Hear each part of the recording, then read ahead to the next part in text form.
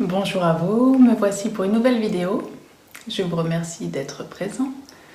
Le sujet d'aujourd'hui que je voudrais aborder, c'est un sujet sensible qui est connu en Afrique évidemment, mais très peu en France. Et je souhaite faire cette vidéo pour sensibiliser un peu mes compatriotes à un point vraiment sensible. Et j'ai envie de nommer cette vidéo d'ailleurs « Comment la France vampirise l'Afrique ».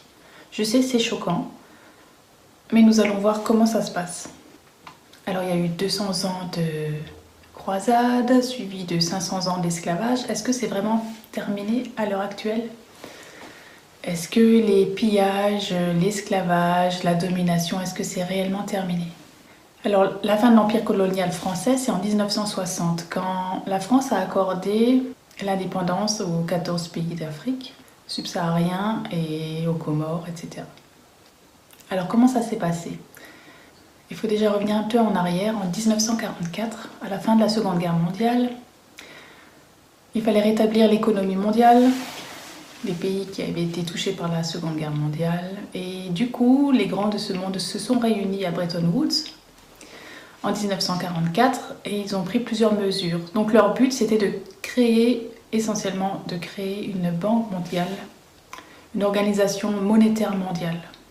Alors ils ont créé ce qu'on appelle la Banque internationale pour la reconstruction et le développement. Aujourd'hui, elle est connue sous le nom de Banque mondiale. Elle est divisée en 4 institutions et je voudrais en citer une. C'est l'IDEA, Association internationale de développement. Je la cite parce qu'elle avait pour but de lutter contre la pauvreté.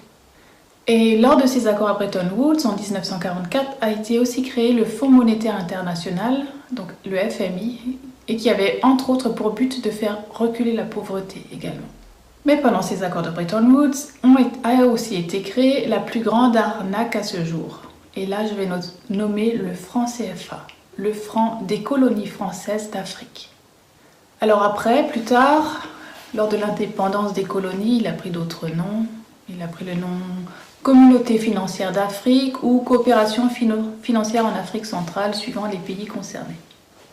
Alors comment ça marche? Le franc CFA, c'est un franc qui a taux fixe par rapport au franc français. On ne peut l'échanger que contre le franc français. Si un pays d'Afrique, l'un de ces 14 pays concernés, veut faire du commerce international, il ne peut pas, il doit passer par le franc français. C'est la France qui définit le taux, la valeur de ce franc CFA. Alors, au départ, en gros, je vais vous dire en gros, pour un franc CFA, on recevait 2 francs français. Donc le franc CFA, au départ, valait 2 fois plus que le franc français. En 1960, juste avant l'indépendance accordée à ses colonies, juste avant, la France opère une dévaluation du franc importante, celle qui est passée de l'ancien franc au franc lourd. Ça veut dire que pour avoir un nouveau franc français, il fallait 100 anciens francs. Seulement la France n'a pas modifié le taux de change du franc CFA.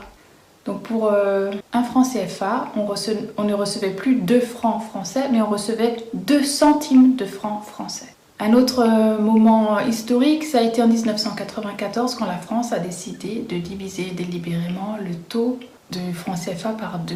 Donc en 1994, lorsqu'on avait un franc CFA, on recevait 1 centime de franc français. Quelques années plus tard, le passage à l'euro en 1999, la valeur du franc CFA a encore été divisée par 6,55. La valeur donc, le passage du franc à l'euro. Il fallait 6,55 francs pour obtenir 1 euro. Du coup, au 1er janvier 1999, il fallait 655 francs CFA pour obtenir 1 euro. Alors si on reprend depuis le début, en l'espace de 55 ans, la valeur du franc CFA a été divisée par 1300 volontairement par la France. Mais c'est pas tout.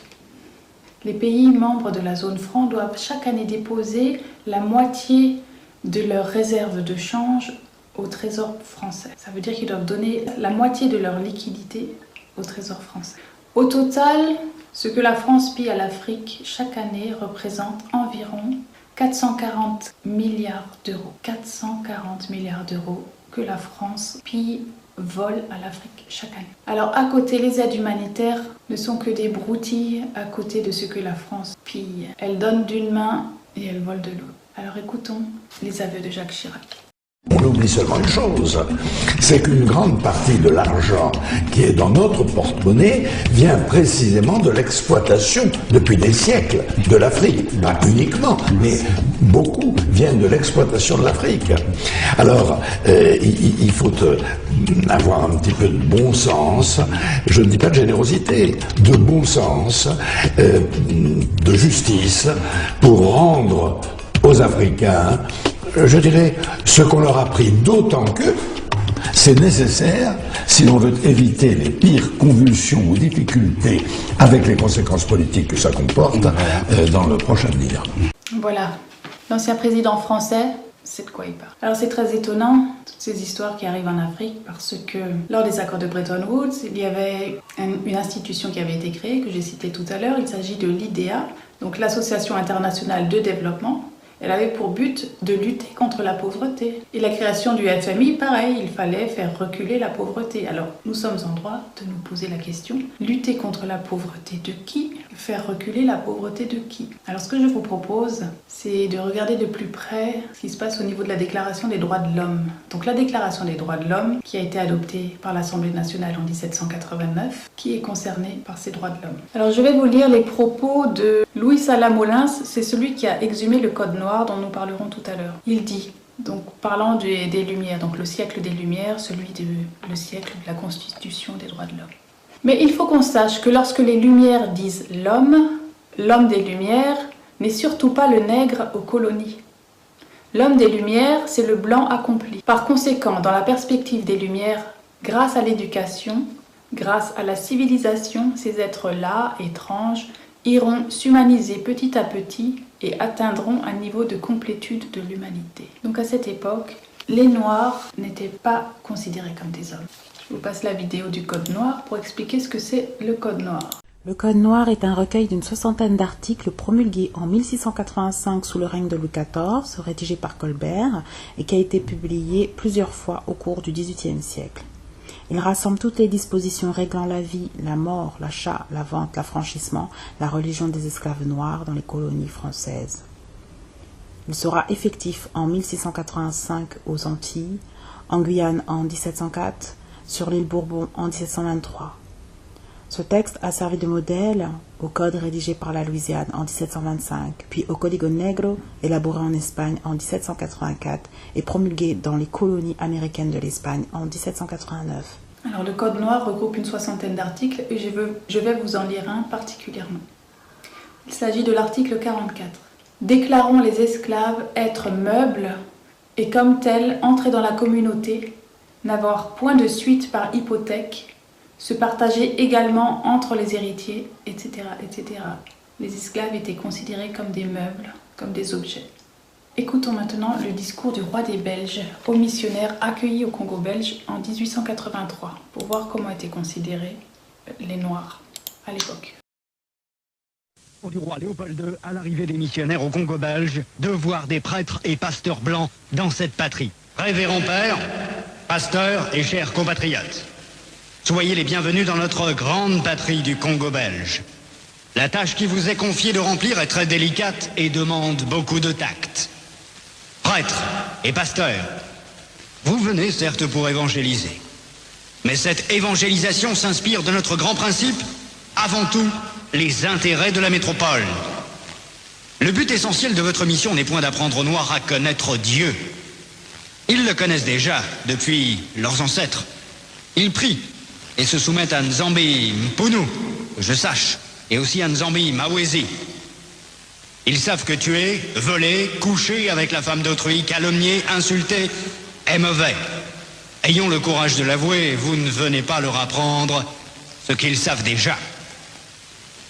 Votre rôle est essentiellement de faciliter les administrateurs et les industriels, c'est-à-dire que vous interpréterez l'évangile de la façon qui sert le mieux vos intérêts dans cette partie du monde. Pour ce faire, vous veillerez entre autres à désintéresser nos sauvages noirs des richesses dont regorge leur sous-sol, afin d'éviter qu'ils s'y intéressent ou qu'ils nous fassent une concurrence meurtrière, rêvant un jour à nous déloger de cette partie avant que nous ne nous enrichissions. Votre connaissance de l'Évangile vous permettra de trouver des textes qui recommandent et qui font aimer la pauvreté. Par exemple, « Heureux les pauvres, car le royaume des cieux leur appartient. »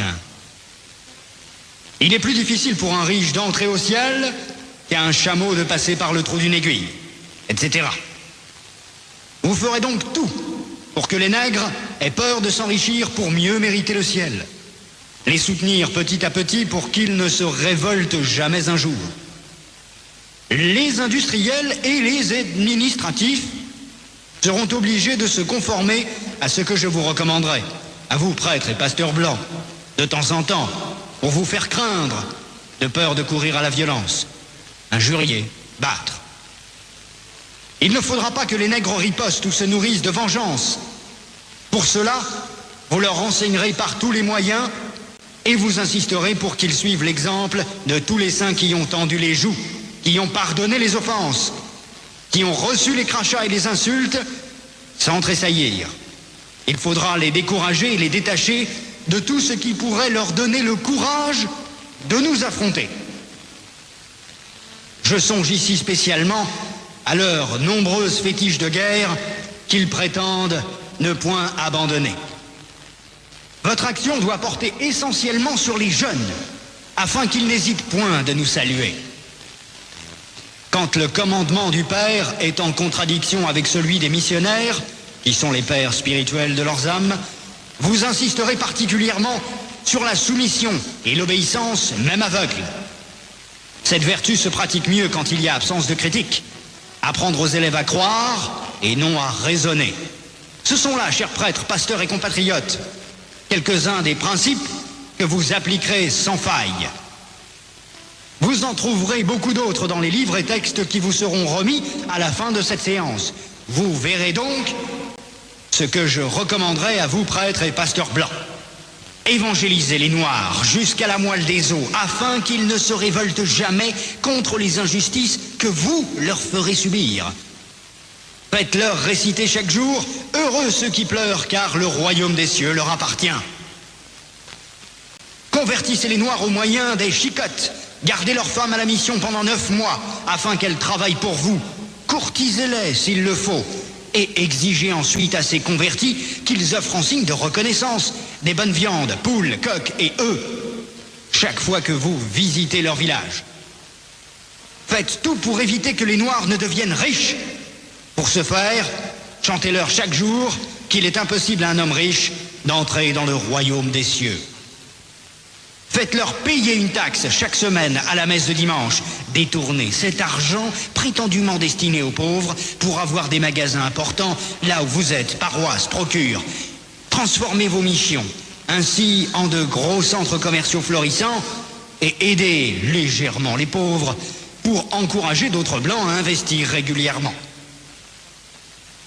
Demandez aux Noirs de mourir de faim et vous autres vous mangerez 5 fois par jour. En plus, que vos ventres soient toujours pleins de bonnes choses et que vos bouches exhalent partout l'odeur des oignons. Instituez pour eux un système de confection qui fera de vous de bons détecteurs pour dénoncer tout Noir à une prise de conscience pour la revendication de l'indépendance nationale. Enseignez une doctrine que vous ne mettrez pas en pratique. Et peut-être s'ils vous demandent pourquoi vous comportez-vous contrairement à ce que vous prêchez, répondez-leur, vous les Noirs, suivez ce que nous disons et non ce que nous faisons. Et s'ils répliquent en disant qu'une foi sans œuvre est une foi morte, fâchez-vous en appliquant le fouet et répondez-leur, heureux ceux qui croient sans protester.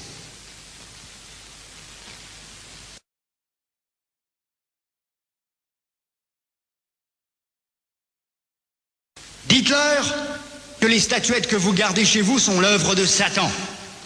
Confisquez-les et allez remplir vos musées, ainsi que ceux de Ternérine au Vatican. Faites oublier aux Noirs leurs ancêtres, afin qu'ils adorent les vôtres. Ils ne les écouteront jamais, par exemple, les saintes, la Vierge Marie, Sainte Thérèse, Saint Martin. Faites-leur prier en les mettant à genoux comme pénition. Et obligez-leur à réciter le chapelet 10 fois ou plus. Ne présentez jamais une chaise à un Noir qui vient vous voir. Ne l'invitez jamais. Donnez-lui tout au plus une cigarette. Ne l'invitez jamais à manger avec vous, même s'il égorge pour vous une poule ou un coq, chaque fois que vous arrivez chez lui. Bref, lorsque vous aurez accompli tout cela, notre pays, la Belgique, sera très riche, et c'est plus tard seulement, lorsque les Noirs auront compris que nous essayerons de les aider pour l'amour de Dieu, car on ne réveille pas un chat qui dort. Je vous en remercie vivement, le roi des Belges, Léopold II. Alors la vision des Occidentaux a-t-elle changé par rapport au discours du roi des Belges? C'est ce que nous allons voir maintenant, avec cette vidéo d'un proche de Nicolas Sarkozy. Pour vos photos, vous allez faire comment? Mais vous n'avez pas été ce week-end. Vous êtes au courant de ce qu'il y avait ce week-end? Le mariage de Mams Diarra, le parrain? De qui? Le parrain. C'est qui ça? Le parrain, c'est une grande célébrité qui s'est mariée dans le 19e arrondissement ce week-end. Vous n'avez pas été? Qu'est-ce qu'il fait dans la vie, ce type-là? Lui, c'est l'un des meilleurs joueurs de basket au monde. Ah non, c'est pas mon... Ah, ça, c'est pas le sport. Moi, je pensais que vous étiez... C'est pour ça les photos. Ah non, non, non, je sais pas le style un peu politique. Ah, politique, Sarkozy, Jospin... Ah, j'étais avec Sarkozy tout à l'heure. Ah, vous étiez avec Sarkozy tout à l'heure? Oui, tout à l'heure. Ah, ouais. Ah, vous êtes de la haute alors? Je suis encore tout mouillé, il pleuvait. Ouais, je vois ça. Ouais. Non, je m'insulte. Ah ouais? Je ne peux rien dire. Mais est-ce qu'il y a un plan? Il y a une planque pour moi là-bas. Ah non, si ah non, pas pour vous. Ah, les noirs, non. Ils vont pas là. C'est normal, ça se comprend. Ben pourquoi quand même? Non, mais si moi je vais à la tour du roi de... Parce qu'en Côte d'Ivoire, il y a des rois encore. Il y a des rois en Côte d'Ivoire. Oui, mais bon, moi maintenant, vous êtes infiltré avec Sarkozy. Vous pouvez me faire rentrer dedans, moi. Pourquoi? Parce que je suis noir. Bien sûr. Ouais, mais bon, je suis un être humain comme tout le monde. Ah non, noir. Et un noir? Pas pareil. Ah si, c'est pareil. Non, c'est entre nous, il faut répéter. Entre nous, il faut répéter. Non. Bah si, c'est pareil. C'est entre nous, il faut répéter. Oui, entre nous, ouais. Mais pourquoi? Officiellement, on dit oui, c'est pareil, mais en réalité... Pourquoi? Mais pourquoi les noirs, ils sont... Parce que c'est comme ça, il n'y a pas à discuter. Mais pourquoi il n'y a pas à discuter? C'est nous qui avons décidé ça. Ah d'accord. Donc c'est vous qui décidez tout en haut lieu, c'est la haute. Entre nous, pour l'instant, on est dominant pour l'instant. Ouais. Mais pourquoi vous êtes dominant? Parce qu'on a détruit tout le monde. Il y a 200 ans, 300 ans, à peu près environ. Donc les noirs, c'est de la merde. Quand on a eu la connaissance de la poudre à canon, oui. Ouais. Par les Chinois ou par les Arabes, enfin. On a acquis toute leur connaissance, alors là on a maximum, je boum. Ah ouais, d'accord. Mais là en fait les noirs, ils sont bons à rien, quoi. J'ai pas le droit de vous le dire, ça. Oui, mais entre nous, on s'en fiche, on se connaît pas, voilà, en gros, ils sont bons à rien. C'est ce qu'ont lieu... C'est ce qu'ont lieu et sa conclusion n'a lieu. Mais c'est entre nous, mais ne répétez pas. Bah, je vais pas le répéter, voyons. Jouer les jeux des blancs. Il faut toujours jouer les jeux des blancs. Il faut jouer le jeu des gagnants. Bah, donc moi, je joue le jeu des gagnants. Moi, je joue le jeu des gagnants. Donc les noirs, c'est des perdants. Dites-le, avouez-le. Bien sûr, mais il y a quelques noirs qui sont intelligents qui jouent le jeu des gagnants. Mais eux, c'est des corrompus parce qu'ils retournent leur veste. Non, c'est à notre époque. Ouais. En gros, les noirs, ils sont bons à rien, quoi.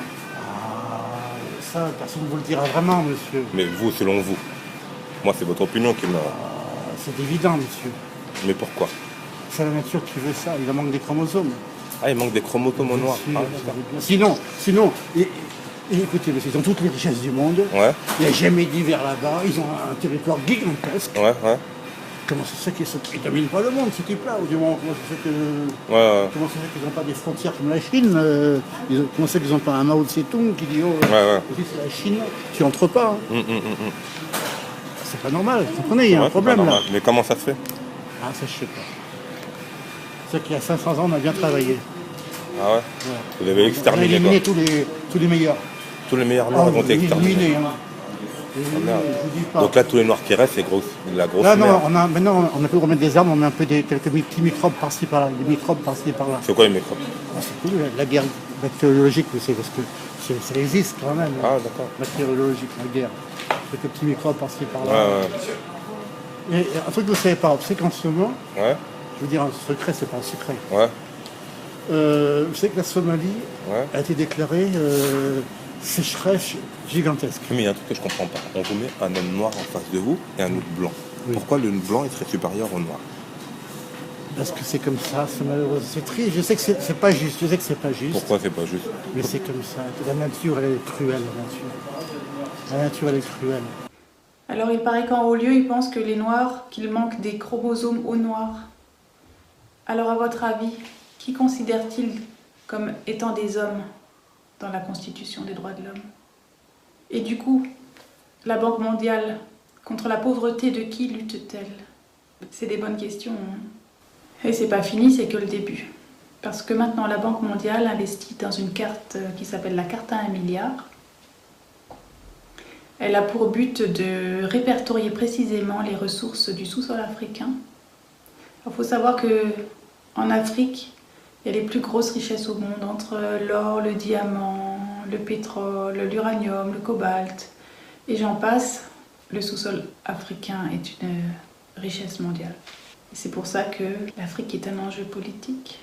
Je vous laisse visionner cette dernière vidéo concernant justement cette carte à 1 milliard.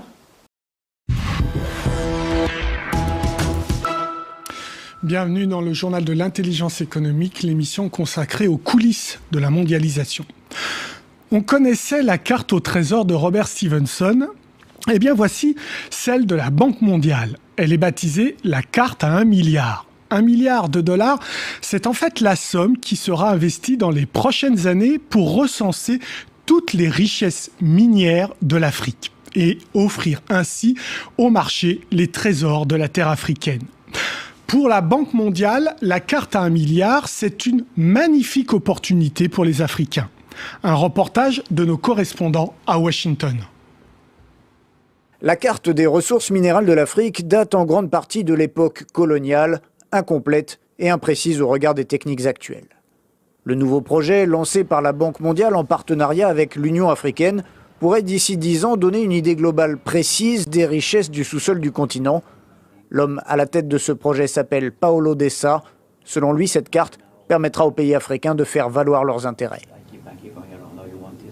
Malheureusement, la plupart des gouvernements ne savent pas ce qu'il y a dans leur sous-sol. Nous pensons que s'il y avait une bonne connaissance du véritable potentiel en ressources minérales des pays africains, les gouvernements seraient en position de négocier de meilleurs contrats avec les compagnies d'extraction. Et cette carte, il faudra doter un fonds de centaines de millions de dollars pour sonder, coordonner, vérifier. La Banque mondiale avait elle-même lancé le surnom de carte à 1 milliard de dollars.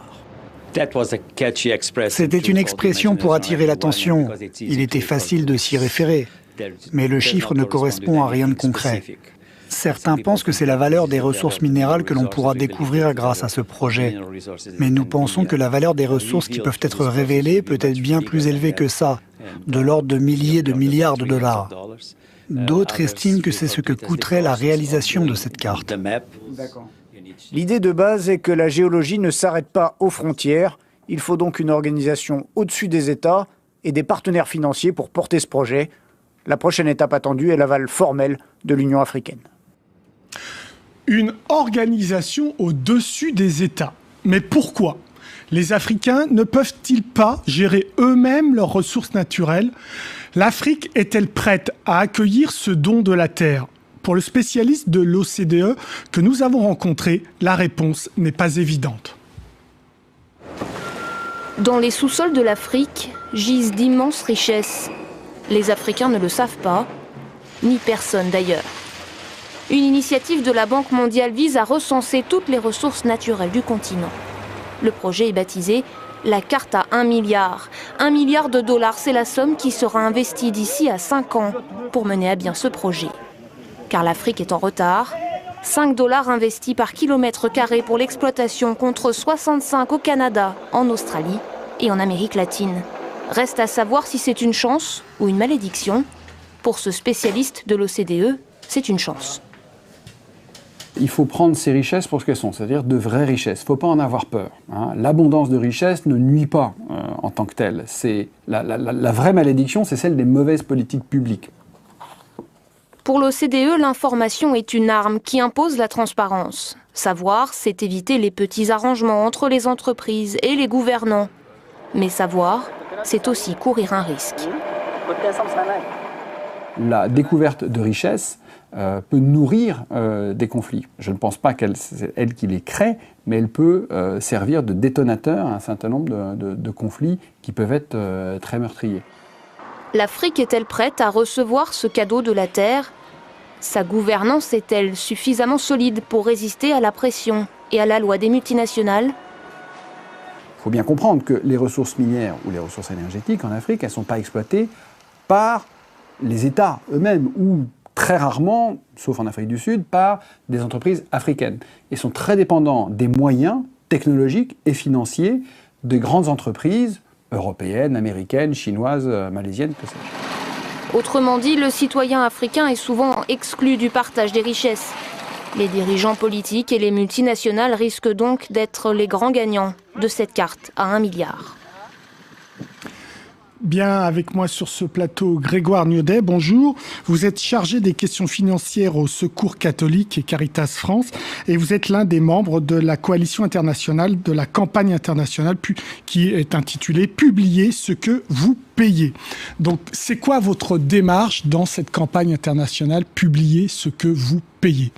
Je pense que le titre résume très bien ce que ça veut dire. C'est une campagne qui est née donc il y a une douzaine d'années pour justement demander aux compagnies du secteur extractif, donc mines, gaz, pétrole, et de plus en plus forêt, ce qu'elles versent au gouvernement pour qu'ensuite on puisse demander des comptes sur l'utilisation de ces ressources.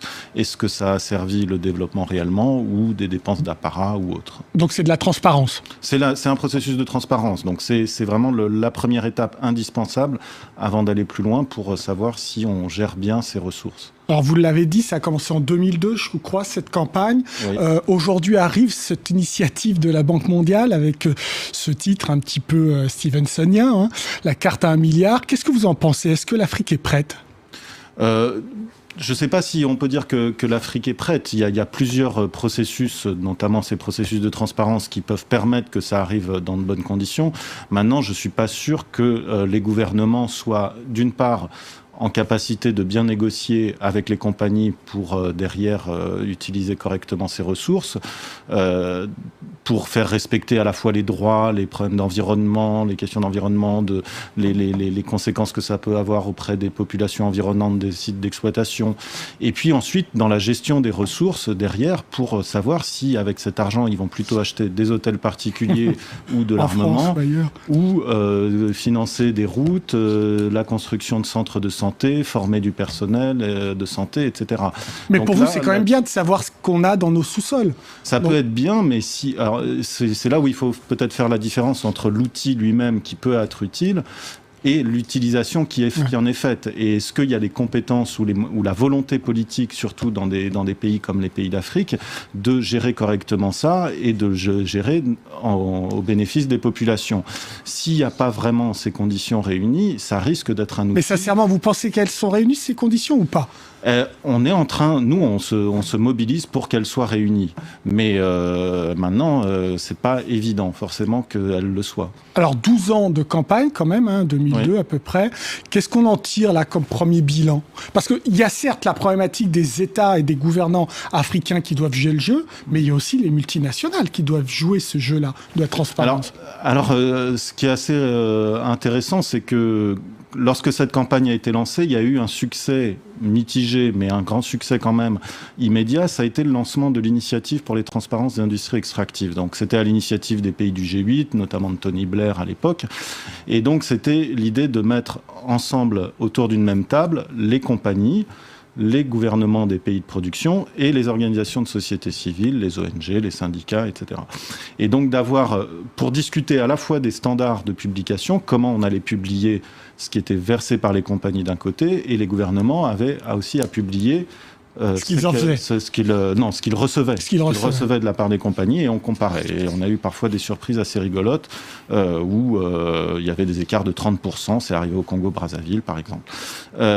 Sur cette initiative était très intéressante parce que c'était très novateur et très nouveau de mettre ces acteurs ensemble autour d'une table et de façon assez publique.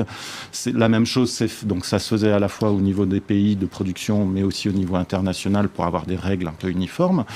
Mais cette initiative n'était que volontaire. C'est-à-dire que on n'y allait que ceux qui voulaient y aller. Donc pour les organisations de société civile, c'était pas suffisant. Pas trop de soucis. Les compagnies y sont allées quand même en disant un truc volontaire, on pourra quand même y aller tranquillement sans trop se mouiller. Et au niveau des gouvernements, là, ça a été plus compliqué. Et donc, bon, ça a quand même porté ses fruits. Ça n'a pas été facile forcément pour notamment les militants de société civile dans les pays de production. Certains ont été en prison, certains ont connu l'exil, des menaces, etc. Et alors, ça a avancé chez nous aussi. L'UE a diffusé des directives en 2013, donc là, qui vont être appliquées, c'est obligatoire, d'ici les 2 ans qui viennent. Voilà, et c'est là où on a reçu, là où il y a eu plus de réticence de la part des compagnies, c'est que il y a eu, quand ça devient obligatoire, là, ça coince un peu plus. Et donc les compagnies ont notamment voulu que ce ne soit pas au niveau local, la publication, mais au niveau national et global. Donc chaque pays au niveau de chaque pays, oui. Mais nous, ça a été un de nos chevaux de bataille assez important, c'est de l'avoir aussi projet par projet pour que les collectivités, les communautés locales puissent aussi avoir cette information et autour des sites de production, puissent aussi demander des comptes sur les ressources qui sont sorties de leur sous-sol. Donc je disais directive européenne de 2013, est-ce qu'elle a été appliquée dans le champ national, par exemple en France ? En France, ça vient d'être voté, comme on dit, transposé, c'est-à-dire un droit européen qui est transposé en droit national. Il y a cette même... En fait, c'est parti aussi des États-Unis dans le cadre de la loi sur la régulation en 2010, mais ça a pris du retard depuis, et notamment parce que le lobby pétrolier américain a porté plainte contre cette réglementation. Et ça a été transposé au niveau britannique, au niveau français et au niveau allemand. Donc on est à peu près dans les clous. Et donc on aura les premiers chiffres à partir de 2016 sur l'année 2015. Ils seront publics ? Ils seront sur les sites internet des compagnies et normalement on espère que ce sera dans des formats utilisables et qui pourront être facilement diffusés auprès des populations locales. Eh bien, on suivra cette affaire. Oui. Merci Grégoire Niaudet. L'émission est terminée, mais comme d'habitude, vous pouvez nous retrouver sur france24.com. En attendant, restez avec nous, car l'information continue. Au revoir. Alors, en conclusion, j'aimerais nommer l'adage français. En France, on n'a pas de pétrole, mais on a des idées.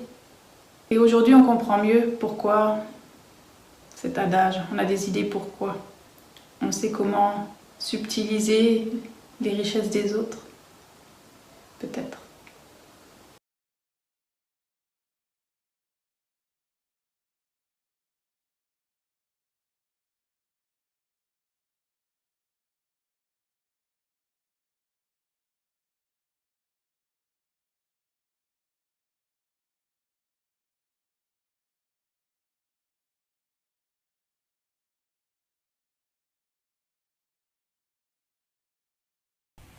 One thing that keeps me puzzled, despite having studied finance and economics at the world's best universities, the following question remains unanswered. Why is it that 5,000 units of our currency is worth 1 unit of your currency, where we are the ones with the actual gold reserves? It's quite evident that the aid is in fact not coming from the West to Africa, but from Africa to the Western world. The Western world depends on Africa in every possible way, since alternative resources are scarce out here. So how does the West ensure that the free aid keeps coming? By systematically destabilizing the wealthiest African nations and their systems, and all that backed by huge PR campaigns, leaving the entire world under the impression that Africa is poor and dying and merely surviving on the mercy of the West. Well done, Oxfam, UNICEF, Red Cross, Life Aid, and all the other organizations that continuously run multi-million-dollar advertisement campaigns depicting charity porn to sustain that image of Africa globally. Ad campaigns paid for by innocent people under the impression to help with their donations. While one hand gives under the flashing lights of cameras, the other takes in the shadows. We all know the dollar is worthless. while the euro is merely charged with German intellect and technology, and maybe some Italian pasta. How can one expect donations from nations that have so little? It's super sweet of you to come with your colored paper in exchange for our gold and diamonds. But instead, you should come empty-handed, filled with integrity and honor. We want to share with you our wealth and invite you to share with us. The perception is that a healthy and striving Africa would not disperse its resources as freely and cheaply, which is logical. Of course, it would instead sell its resources at world market prices, which in turn would destabilize and weaken Western economies, established on the post-colonial free meal system. Last year, the IMF reports that 6 out of 10 of the world's fastest growing economies are in Africa, measured by their GDP growth. The French Treasury, for example, is receiving about $500 billion year in, year out in foreign exchange reserves from African countries based on colonial debt they forced them to pay. Former French President Jacques Chirac stated in an interview recently that we have to be honest and acknowledge that a big part of the money in our banks comes precisely from the exploitation of the African continent. In 2008, he stated that without Africa, France will slide down in the rank of a third world power. This is what happens in the human world, the world we have created. Have you ever wondered how things work in nature? One would assume that in evolution the fittest survives. However, in nature, any species that is overhunting, overexploiting the resources they depend on as nourishment, natural selection would sooner or later take the predator out, because it offsets the balance.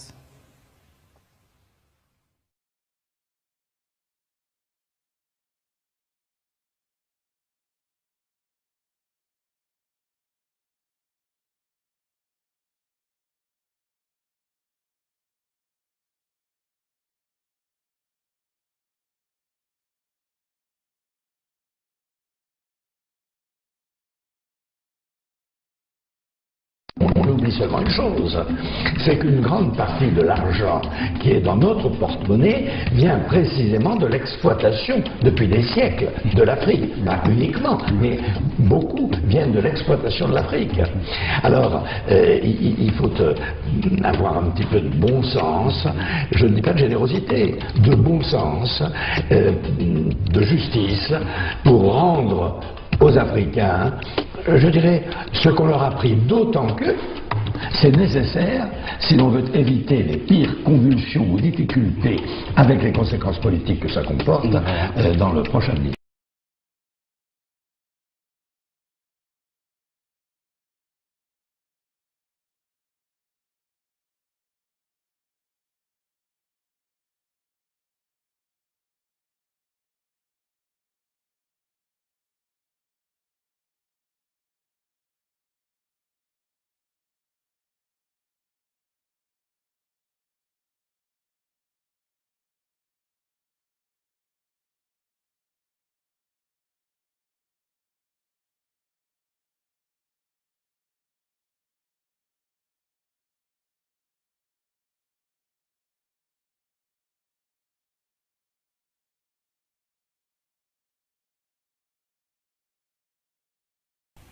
One thing that keeps me puzzled, despite having studied finance and economics at the world's best universities, the following question remains unanswered. Why is it that 5,000 units of our currency is worth 1 unit of your currency, where we are the ones with the actual gold reserves? It's quite evident that the aid is in fact not coming from the West to Africa, but from Africa to the Western world. The Western world depends on Africa in every possible way, since alternative resources are scarce out here. So how does the West ensure that the free aid keeps coming? By systematically destabilizing the wealthiest African nations and their systems, and all that backed by huge PR campaigns, leaving the entire world under the impression that Africa is poor and dying and merely surviving on the mercy of the West. Well done, Oxfam, UNICEF, Red Cross, Life Aid, and all the other organizations that continuously run multi-million-dollar advertisement campaigns depicting charity porn to sustain that image of Africa globally. Ad campaigns paid for by innocent people under the impression to help with their donations. While one hand gives under the flashing lights of cameras, the other takes in the shadows. We all know the dollar is worthless, while the euro is merely charged with German intellect and technology, and maybe some Italian pasta. How can one expect donations from nations that have so little? It's super sweet of you to come with your colored paper in exchange for our gold and diamonds. But instead, you should come empty-handed, filled with integrity and honor. We want to share with you our wealth and invite you to share with us. The perception is that a healthy and thriving Africa would not disperse its resources as freely and cheaply, which is logical. Of course, it would instead sell its resources at world market prices, which in turn would destabilize and weaken Western economies, established on the post-colonial free meal system. Last year, the IMF reports that 6 out of 10 of the world's fastest growing economies are in Africa, measured by their GDP growth. The French Treasury, for example, is receiving about $500 billion year in, year out, in foreign exchange reserves from African countries based on colonial debt they forced them to pay.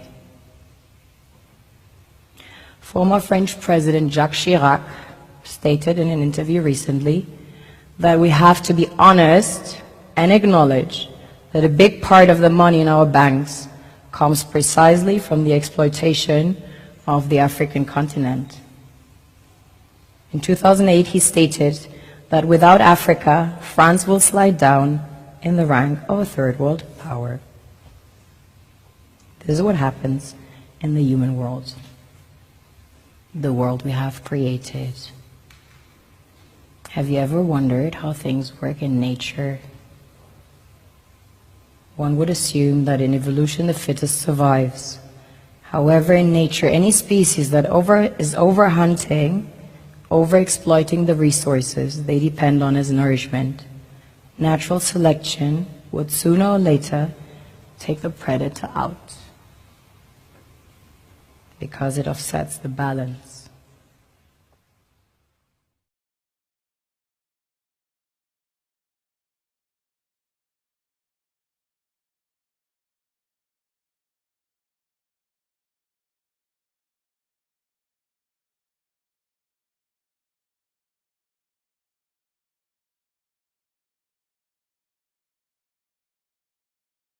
On oublie seulement une chose, c'est qu'une grande partie de l'argent qui est dans notre porte-monnaie vient précisément de l'exploitation, depuis des siècles, de l'Afrique. Pas uniquement, mais beaucoup viennent de l'exploitation de l'Afrique. Alors, il faut avoir un petit peu de bon sens, je ne dis pas de générosité, de bon sens, de justice, pour rendre aux Africains, je dirais, ce qu'on leur a pris, d'autant que c'est nécessaire si l'on veut éviter les pires convulsions ou difficultés avec les conséquences politiques que ça comporte dans le prochain avenir.